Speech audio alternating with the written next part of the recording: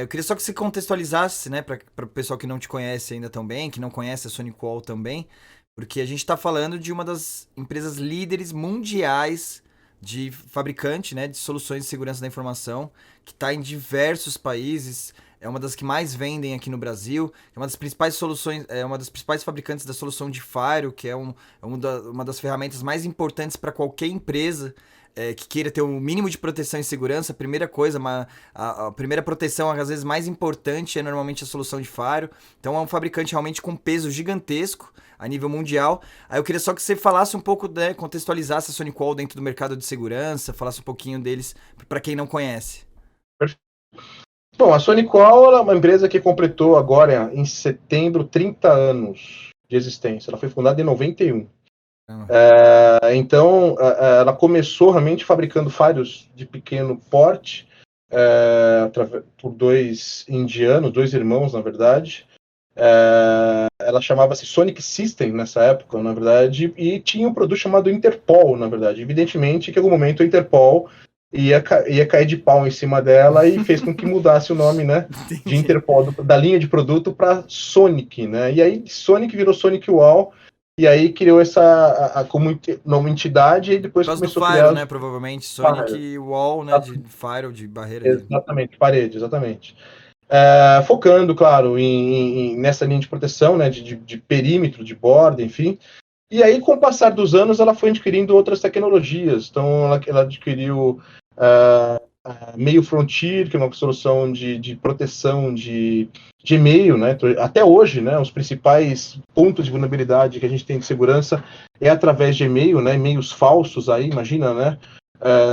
Você recebeu um e-mail aí do diretor da sua empresa e, na verdade, aquilo não é, né? Um e-mail fake com um anexo que você vai abrir e pode gerar certos problemas. Então, ela comprou essa empresa, que a gente detém essa tecnologia até hoje, e a gente comercializa ela até hoje.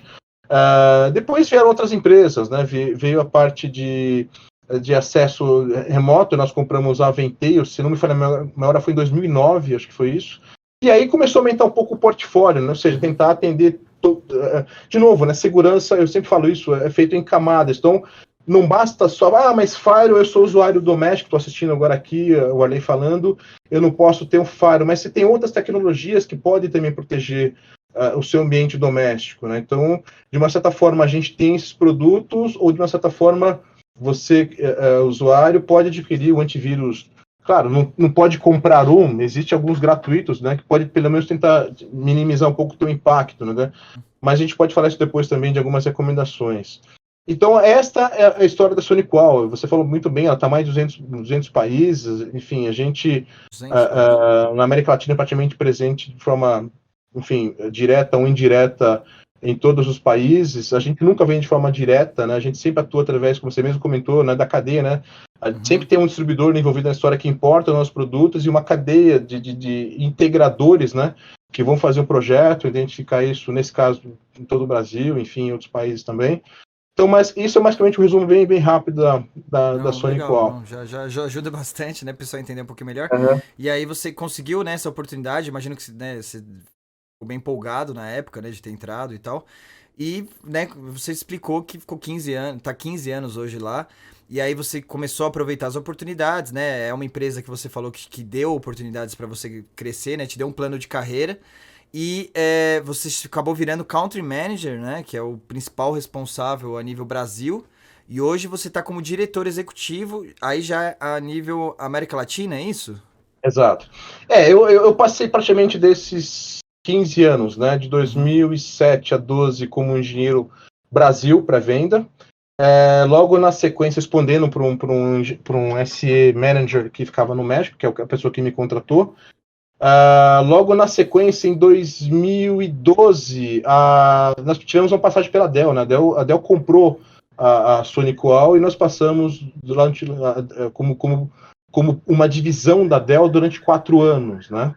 Foi muito bom para a companhia, porque fez com que nós, como empresa, criássemos processo de testes, de fabricação, enfim, melhoras na parte de de supply chain, né, de entrega E de o padrão, tecnologia. né? De Exatamente. uma empresa Então, isso gigantesca como a Dell, né?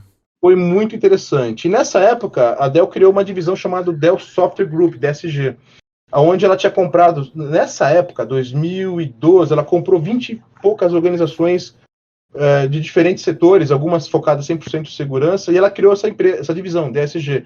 Aí lá tava nós, estávamos a Quest, Eu lembro.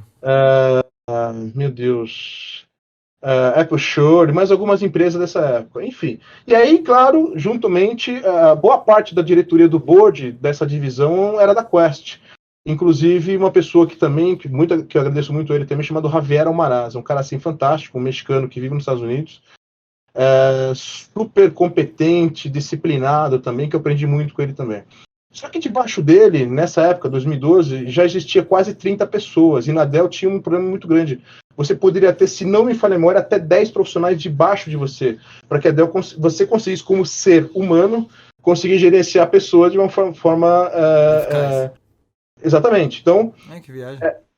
o que ele fez? Ele criou 3 divisões debaixo dele e precisava nomear gerentes para cuidar de cada uma dessas divisões. Lembre-se que eu entrei em 2007, eu já respondia para um outro meu ex-chefe que ficava no México. Sim. E por todo o meu histórico, que ele já conhecia, que eu tinha feito no Brasil, eu tinha criado centros de treinamentos autorizados no Brasil, que é uma coisa que até então, até aquele momento, né, existiam as empresas aqui no Brasil davam treinamentos, mas não eram oficiais, não tinha nada, era muito ali, sabe, não tinha uma postura muito profissional, e eu entrei, porque eu já vinha disso, né, na QoS, eu já tinha vindo disso na época atrás, e aí eu falei, não, temos que fazer assim, temos que padronizar, porque a Sonicol também não tinha uma certa padronização de material, então a gente começou a fazer muita coisa aqui no Brasil.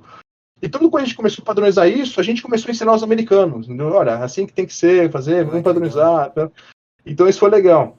E aí o Javier, ele viu realmente que eu tinha feito umas coisas bem bacanas para isso e resolveu me nomear como líder dos SEs na área de segurança, né, para toda a América Latina. Então, junto com a equipe da Sonicol que já existia, outras pessoas que eram de outras divisões que a Sonicol, que a Dell tinha adquirido, ficou debaixo de mim também, né? Então, chegou uma hora que eu tinha quase os 10 pessoas que eu tinha que gerenciar. Chegou uma hora que passou um pouquinho, 12. Aí, entendeu? Então, assim, foi uma história até engraçada ou triste, depende do ponto que você vista, como você olha isso, mas o meu chefe que tinha me contratado era meu subordinado. Você percebeu? Então, o cara do México lá. O cara do México. Então, de repente, as coisas da vida, enfim, sou grato também por ele na época, mas ele acabou respondendo para mim, cara. Então, assim, foi uma coisa até que às vezes eu parava e falei, caramba, né? Como que a vida. Mas ele levava estranha, numa boa? né? Que tem gente que, né, que tem orgulho, com orgulho ferido ali e tal, mas ele aceitou numa boa. Aceitou, ele compreendeu, e aí eu comecei, de uma certa forma, não somente ele, mas todos os SEs da América Latina, eu comecei a sair um pouco, mais uma vez, da minha zona de conforto, e comecei a ir até esses lugares. Compartilhar um pouquinho do que a gente fazia de bom no Brasil com eles. Então, eu estava sempre no México, eu estava sempre no Panamá, estava sempre em El Salvador. Quando eu comecei a perceber que eu falava algumas coisas e as pessoas não entendiam, o problema não está na pessoa que está entendendo, sou eu que estou interpretando errado. Então, vamos mudar um pouco minha forma de falar, de expressar, para ver se a pessoa entende. Falei, peraí, você não, desculpa, eu acho que eu não estou me expressando de forma correta, deixa eu mudar minha forma. E isso começou a me ajudar.